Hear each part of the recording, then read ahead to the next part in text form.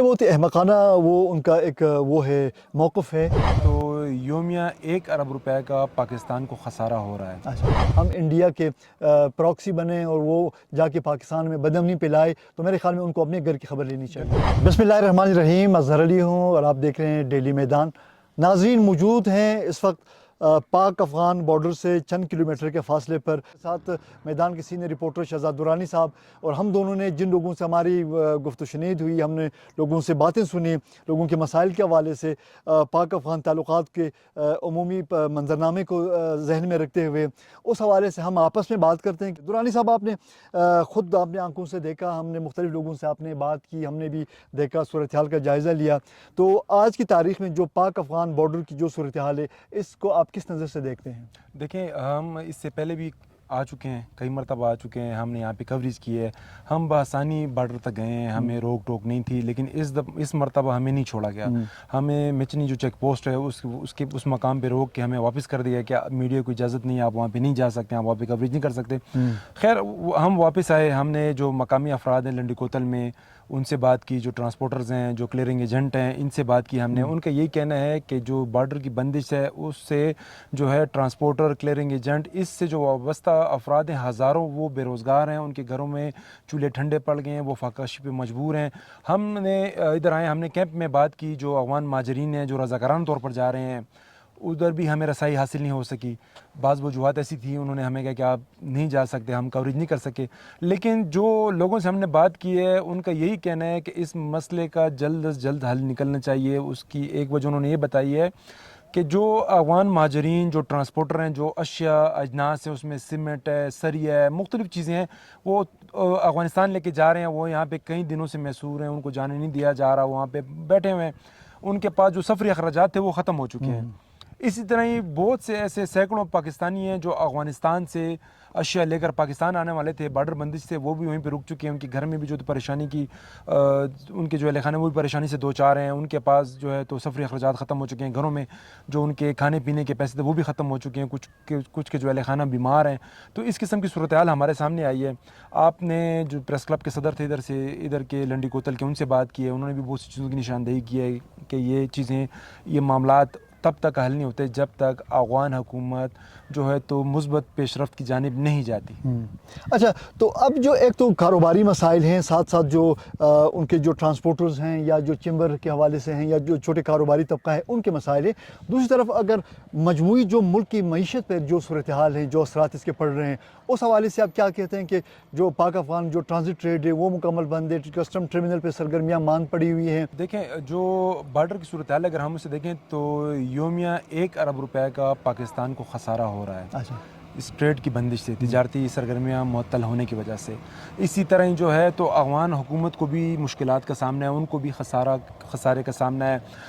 ہم یہ اس بات کو نظر انداز نہیں کر سکتے کہ پاکستان نے ہمیشہ مثبت رویے کا مظاہرہ کیا ہے, انہوں نے امن کی جانب پیش قدمی کی ہے, لیکن افغان حکومت کی جانب سے ہر دفعہ اس معاملے میں جو ہے تو سستی کا مظاہرہ کیا گیا ہے. اگر دیکھیں تو پچھلے دنوں ان کے ایک عہدیدار نے یہ بات کی ہے پریس کانفرنس میں کہ ہم جو ہے تو پاکستان سے اب تجارت نہیں کریں گے, ہم متبادل راستے تلاش کریں گے. متبادل راستے اگر وہ تلاش کرتے ہیں اس سے پاکستان کو بھی نقصان ہے, لیکن ان کو بھی وہ بھی اس سے متاثر ہوں گے. ان کے جو دوسرے ذرائع اگر وہ جو ان کا ہمدرد بنا ہوا ہے اس وقت انڈیا, اگر وہ انڈیا کی طرف جاتے ہیں تو پاکستان کی نسبت ان کے جو اخراجات ہیں وہ اشیاء ان کو اس پہ جو ہے تو سفری اخراجات زیادہ آئیں گے, ان کے عوام متاثر ہوگی, ان کے ملک میں بھی مہنگائی کی شرح میں اضافہ ہوگا. اب آپ یہ بتائیں, چونکہ آپ اسمبلی بھی کور کرتے ہیں, وہ جرگہ بھی آپ نے کور کیا ہے, جو نئے وزیر اعلیٰ صاحب ہیں ان کا اس بارے میں کیا کہنا ہے, وہ آپ ہمارے ناظرین کو بتائیں. اچھا امن جرگے کا جو بات ہے نا, امن جرگہ جو صوبائی حکومت نے, میں سمجھتا ہوں کہ مستحسن فیصلہ تھا, اس نے یہ فیصلہ کیا کہ ہم تمام صوبے کے سیاسی اکابرین کو, دیگر اسٹیک ہولڈرز کو ہم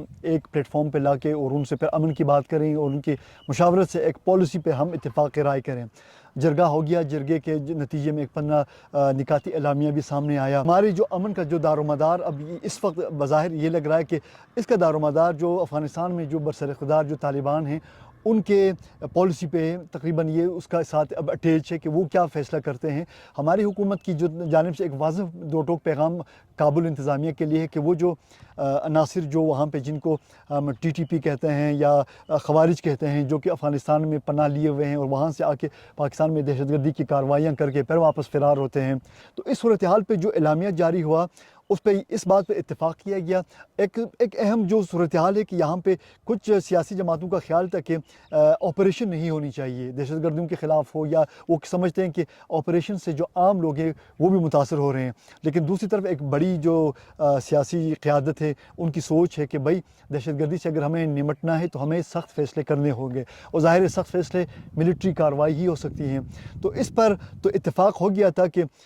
جو بھی امن کے قیام کے لیے, امن کی خاطر وفاقی حکومت جو بھی فیصلے کرے گی خیبر پختونخوا کی سیاسی جماعتوں کے اعتماد میں لے کر حکومت کو, اسمبلی کو, یہ سب وفاقی حکومت کی پشت پہ ہوں گے. تو اب ہم یہ امید کر سکتے ہیں کہ جو موجودہ وزیر اعلیٰ ہے خیبر پختونخوا کا, ظاہر ہے یہ جب وفاق کے ساتھ ان کے اس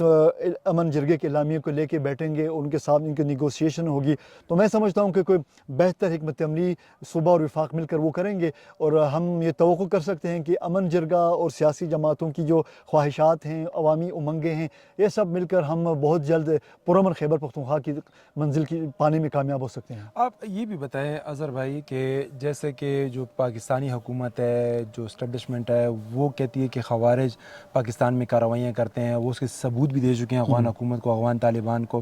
لیکن اس کے باوجود ان کا یہ کہنا ہے کہ یہ ہمارے مہمان ہیں, ہم ان کے خلاف کارروائیاں نہیں کر سکتے. تو اگر وہ کارروائیاں نہیں کرتے ان کے خلاف اور ان کو آزادی دیتے ہیں کہ وہ ادھر رہیں, قیام کریں, ادھر رہیں, اپنی کارروائیاں کر کے دوبارہ وہاں پہ چلے جائیں, ان کے مہمان بن جائیں, تو اس سے امن آپ کے خیال میں کیا دیرپا قائم ہوگا؟ یہ بہت ہی احمقانہ وہ ان کا ایک وہ ہے موقف ہے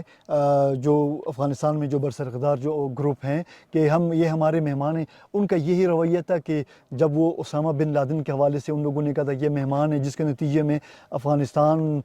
کئی دہائیاں پیچھے ایک تاریکی میں چلا گیا, اور جو اس کی ایک امید پیدا ہوئی تھی کہ وہ ایک جمہوری افغانستان کے طور پہ وہ سامنے آئے گا, لیکن وہ سب پہ خواب بن کے رہ گیا. اب بھی اگر افغان انتظامیہ اگر یہی پالیسی وہ اپناتے ہیں کہ یہ ہمارے مہمان ہیں اور ہم ان کے خلاف کچھ نہیں کر سکتے, اور ان کو کلی چھوٹ دیں گے کہ وہ آئیں اور سرحد پار آ کے پاکستان کے حدود میں کوئی دہشت گردانہ کارروائی کریں اور واپس جائیں, تو میرے خیال میں ظاہر پاکستان ایک ایٹمی ریاست ہے, پاکستان کی ایک فوج ہے, اور ابھی پچھلے مہینوں میں پاکستان کی جو فوجی صلاحیتوں کا تو دنیا متعارف ہو چکی ہے. انڈیا کے ساتھ کیا ہوا, انڈیا کو کس طرح منہ توڑ جواب دیا, افغانستان کے بارڈر پہ جو کچھ ان لوگوں نے کچھ کرنے کی کوشش کی تو کیا ان کو جواب ملا. پھر افغانستان کی طرف سے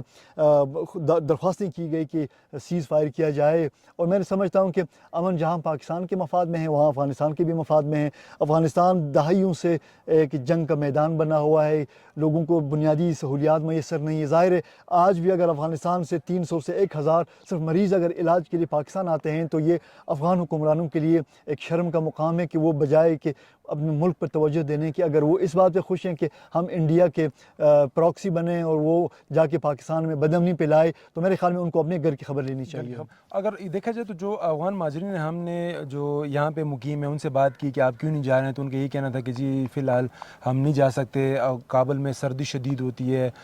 کپڑے کے خیمے میں ہم جو ہے تو زندگی نہیں بسر کر سکتے, درجہ حرارت مائنس میں جاتا ہے, اور جو ہمارے وہاں پہ عزیز و اقارب جا چکے ہیں وہ کہتے ہیں وہاں پہ سہولیات نہیں ہیں. تو ایک وجہ یہ بھی ہے کہ جو افغان مہاجرین ہیں وہ جانے سے کترا رہے ہیں, ان کو پتہ ہے کہ ادھر گئے نہ ان کو طبی سہولیات میسر ہے, نہ تعلیم ہے,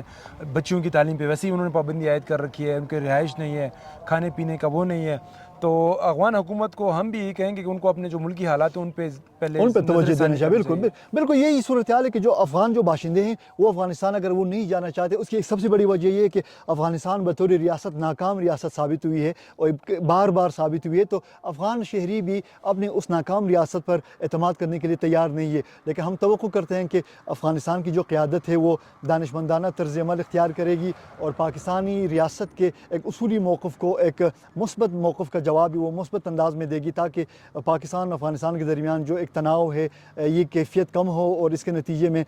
پاک افغان جو تعلقات ہیں, جو سماجی رشتے ہیں, کاروباری تعلقات ہیں, وہ دوبارہ معمول پہ آ سکیں. کیمرہ ٹیم کے ساتھ اظہر علی اور شہزاد درانی کو پاک افغان تورخم بارڈر سے اجازت دیجیے. اللہ حافظ.